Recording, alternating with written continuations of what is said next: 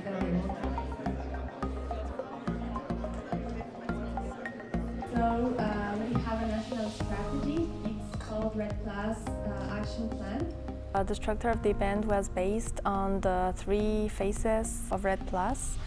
The first one related to readiness. Also, we talked about the necessity of building the systems for implementation and also the M&E system. So in this readiness day, we talked about investment planning. How can you cost your REDD+ action plan and how these would be useful in future stages of REDD+. Everyone has a map and a handout about the exercise. It's a small exercise, but when we put it in the real action, and then we realize that it's not simple. What's that one? Integrated land use planning. Okay. Agriculture intensification. We have to think, when we have a program, then we have to know also the target, and then where the program can be implemented, then who should take a responsibility so that it's easier for us when we do M&E, and the actors that will be involved. A lot of factors or aspects to consider, and it's quite complicated. Not to mention that politics is also involved, then it will be more complicated. And when we talk about the cost, then I was also thinking, if the cost is quite high, is it good to do that, or we have to reconsider? So basically, to get the implemented programs is quite a challenge. Ecuador is one of the first countries that has completed all the elements of the Warsaw Framework for REDD, and that is ready to access for these results-based payments. I think that it's important that all the countries get to know what are the conditions that GCF is considering for results-based payments access, so then you can get prepared in advance.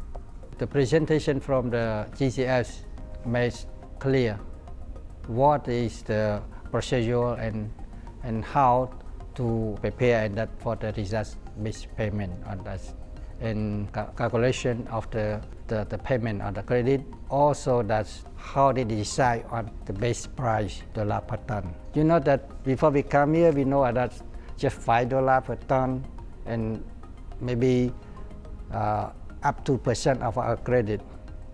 But from here, we know that it's not just for that criteria, but we have one more criteria is the scorecards that from the evaluation. So if the country reports 20 million ton emission reductions, the GCF will pay for 15 million tons because the country scored 75% on the scorecard.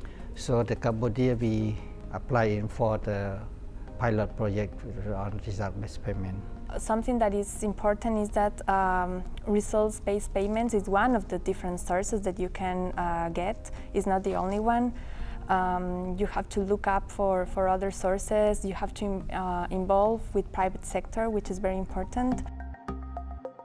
I think mobilizing the private sector for REDD+ is very difficult, but we should follow, because in the long term we cannot base on just state support. For example, we mobilize their support through payment for forest environmental services. For example, hydropower plant and water supplier and ecotourism, they give the incentive for the forest owner to protect the forest better. And also we consider on the bank that we learned from Vietnam. Bank is very important to link into the REDD+. We mobilize the bank to provide a loan for household and farmer to improve their livelihood, combining with protect the forest. All the aspects that you have to consider in order to have this REDD+ financing strategy, the costing of the PAMs or the sources of financing, but also is how are you going to align those finance in order to have a good implementation of your activities. There are many existing financing streams for REDD Plus implementation, and it's very useful to map them out where these public, private, international and domestic funding sources come from. So we're expecting that there is a number of challenges, for example, data availability and then the credibility of this information. And then when we develop a REDD Plus strategy and investment plan, because we have to show that the government of Mongolia is committed to contribute the REDD Plus funding and implementation. That's going to be the main challenge that we will face. To be implemented, we're going to need different sources of financing. So you have to also define which activities are going to be financed by government and which you can get resources from other sources. In my country, we are adopting REDD Plus finance approach from both domestic as well as international resources. Like from domestic resources, forestry is getting funding from our central government, the state governments, and also through schemes of other departments. Like we have a very big portfolio, very big budget allotment to Mahatma Gandhi National Rural Employment Guarantee Scheme. Then in tax devolution in India, money generated out of taxation in central government, that is disbursed to the state governments. One of the selection parameter is forest cover. The states having more forest cover tend to get more funding. So that again indirectly or directly contributes to achieving REDD Plus objectives. And I think the cross-sectoral financing can be done in the case of Lao PDR, that we have the entity like Environment Protection Fund is like we call EPF. The organization who manage funds should be independently. Otherwise, then if depend on one ministry, because the ministry has their own approach, their own work plan, and then they hardly for the donors to access.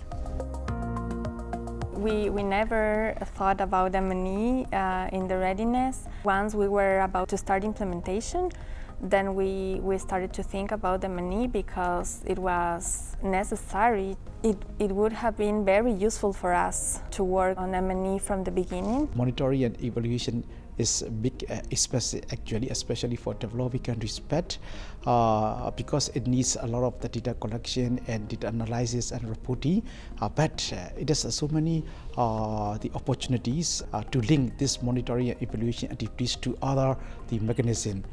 Involving in MRV process in our country is a kind of the measurement and reporting and verification for our forests and of all the progress of the REDD Plus components. That's why I can say what I understand is the MRV is a part of the broader sense of the monitoring system. Convergence, I think, is the key in enhancement of scale of REDD Plus investments. If funding is received from UNCCD or from CBD or from SDG goals, so the efforts under all can be put together and synergized to ultimately achieve the goals of REDD Plus. In this process, if you can properly map out all financial sources, there are very big potential for REDD Plus implementations. In long term, we can make our planet peaceful and beautifully.